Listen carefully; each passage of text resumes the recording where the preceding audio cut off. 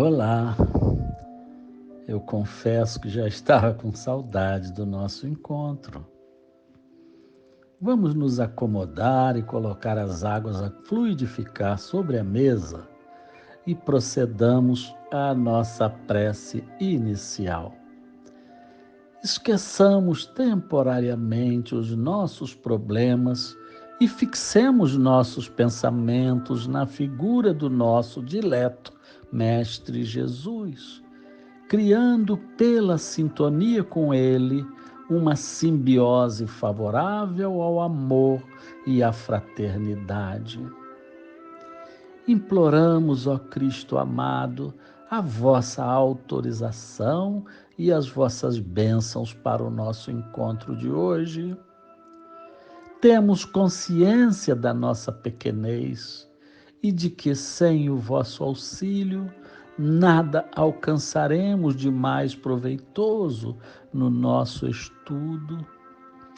Portanto, Senhor, desanuviai as nossas mentes, permitindo-nos aguçar as intuições para que o Evangelho tintile em nosso peito como apaziguador de nossas almas.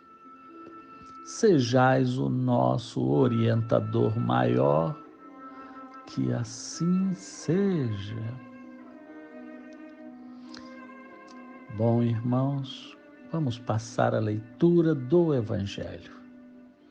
O capítulo sorteado de hoje é o 24. Não ponhas a candeia sob o alqueire. E veremos os itens 13 a 15, intitulados A Coragem da Fé. Vamos ler o resumo. Aquele que me reconhecer diante dos homens, eu também o reconhecerei diante de meu Pai que está nos céus. E aquele que me renegar diante dos homens, também eu o renegarei diante de meu Pai que está nos céus. Assim falou Jesus e foi registrado por Mateus no capítulo 10, versículos 32 e 33. E vejamos o que São Lucas, no capítulo 9, versículo 26, fala sobre essa mesma fala de Jesus. Se alguém se envergonhar de mim e das minhas palavras, o Filho do Homem também dele se envergonhará, quando vier na sua glória e na de seu Pai e dos seus anjos santos. Vamos ver agora, ou ler, a interpretação dada pelo Evangelho para essa passagem de Jesus. Há mérito em afrontar os perigos, as perseguições, as contradições e até os simples sarcasmos, aos quais se expõe quase sempre aquele que não teme proclamar abertamente as suas ideias, que não são as de toda a gente. Aqui, como em tudo, o merecimento é proporcionado pelas circunstâncias e pela importância do resultado. Há sempre fraqueza em recuar alguém diante das consequências que lhe acarreta a sua opinião e em renegá-la. Mas há casos em que isso constitui covardia tão grande quanto fugir no momento do combate.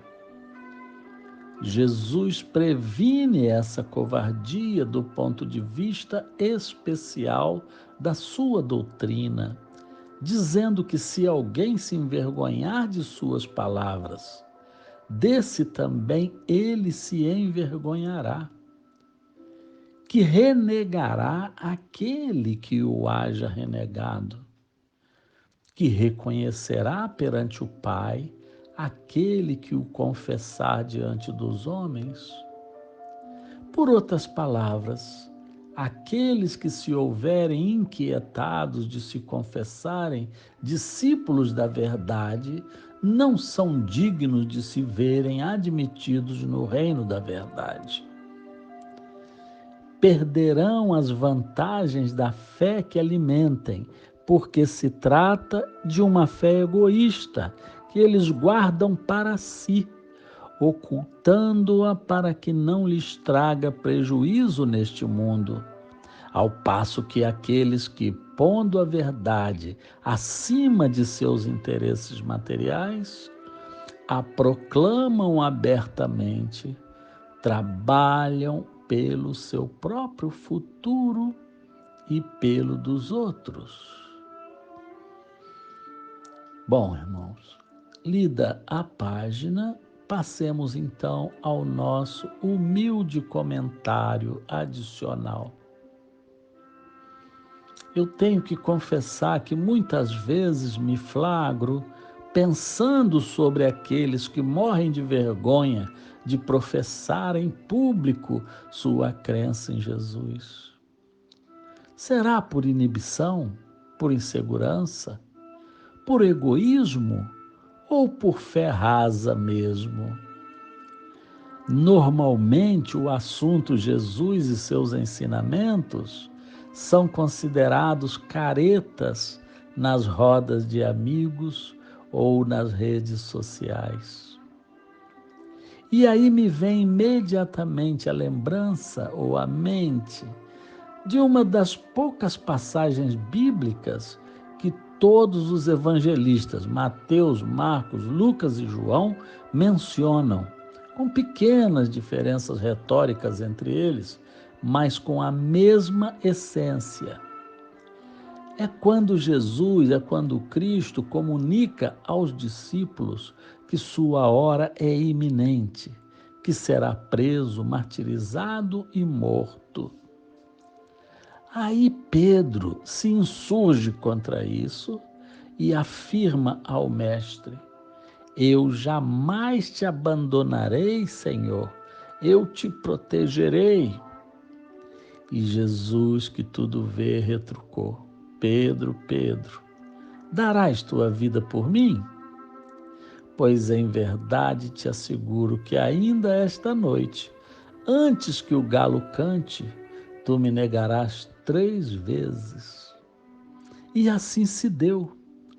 Pedro negou que conhecia o Nazareno, com receio de ser preso também pela causa cristã.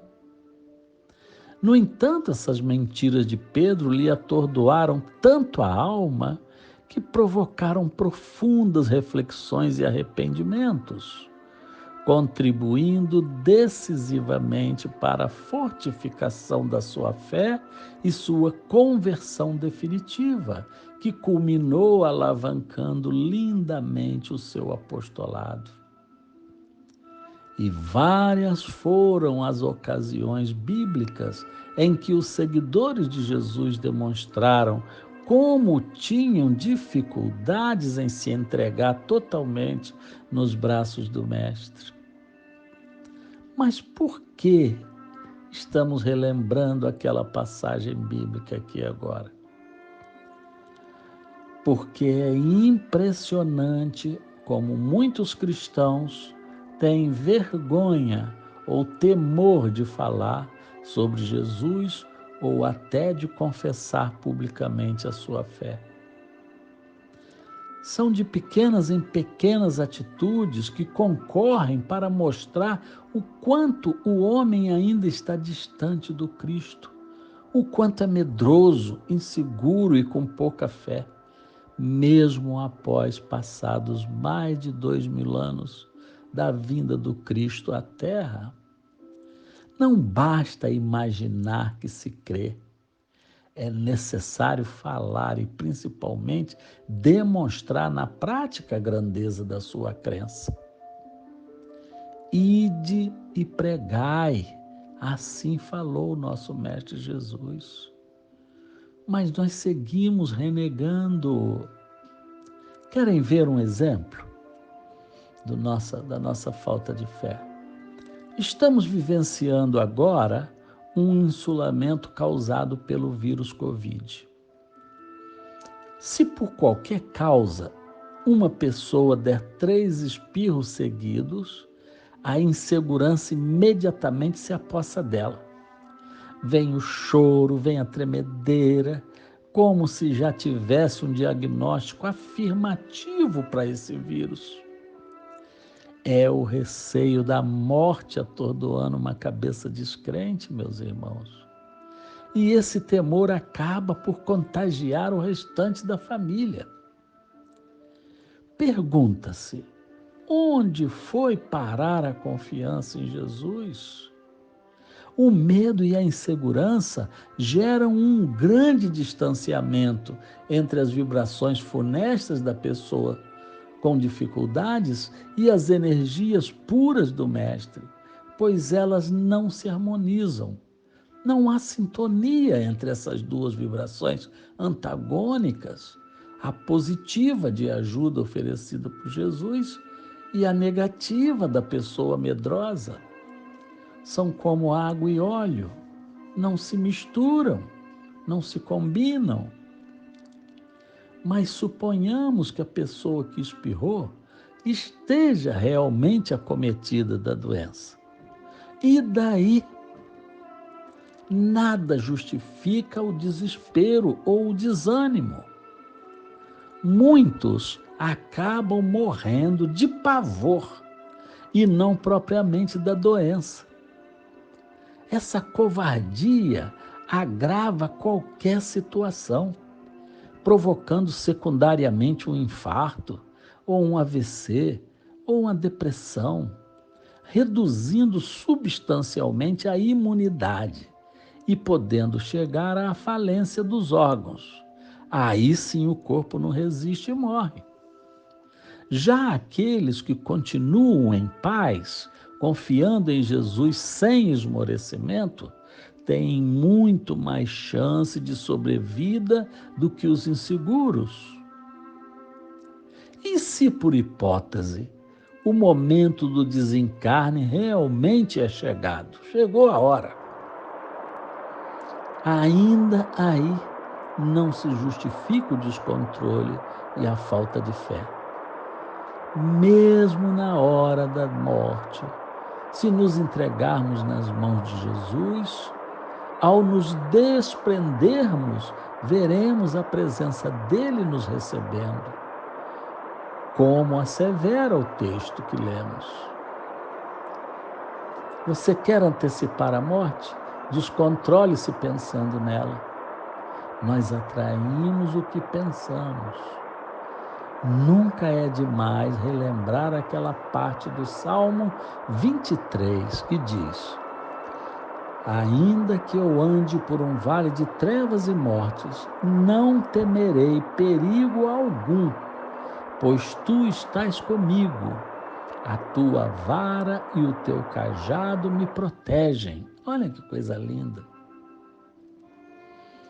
Então, se na hora do nosso passamento mesmo, que é a hora mais crítica e que gera mais medo nas pessoas aqui na Terra, se o espírito vai em paz, além de deixar um grande exemplo de fé para quem fica, cumpre a recomendação de Jesus lida na lição de hoje.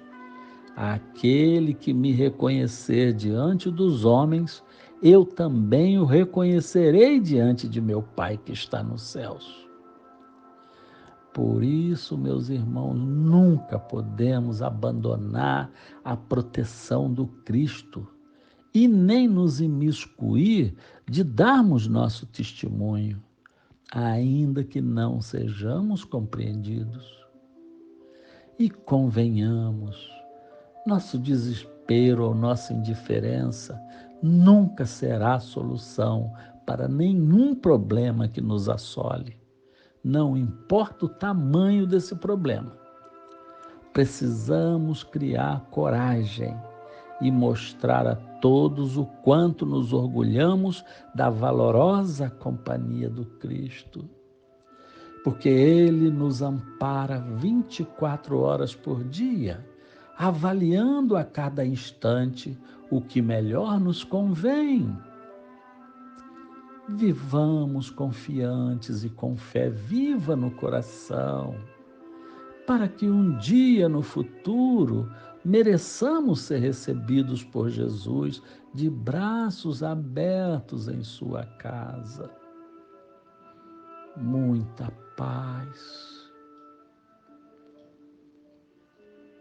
Vamos passar agora à fluidificação. Estendamos as mãos na direção das águas. Procuremos sentir a presença do Cristo Jesus junto a nós para esse processo de fluidificação. Fazei com que cada molécula dessas águas se transforme em poderoso néctar de cura, que há de levar consolação e saúde para o corpo e para a alma de quem dela usufruir.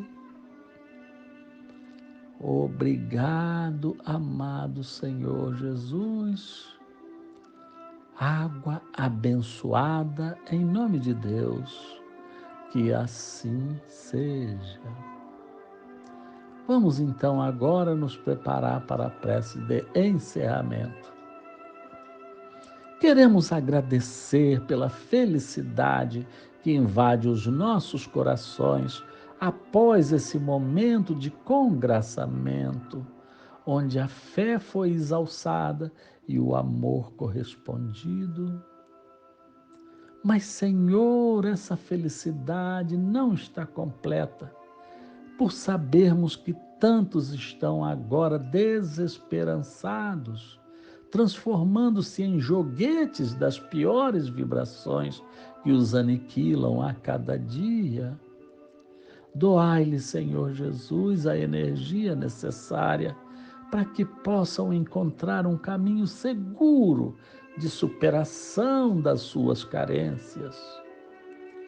E se assim não for possível, que cada um deles encontre pelo menos a consolação nas vossas misericordiosas bênçãos. Que a paz no nosso planeta passe doravante a ser a bandeira a tremular em meio ao vosso sopro divino. Que assim seja. Gratidão por mais esse encontro, meus irmãos. Recebam o nosso caloroso abraço. Tenham todos uma boa noite.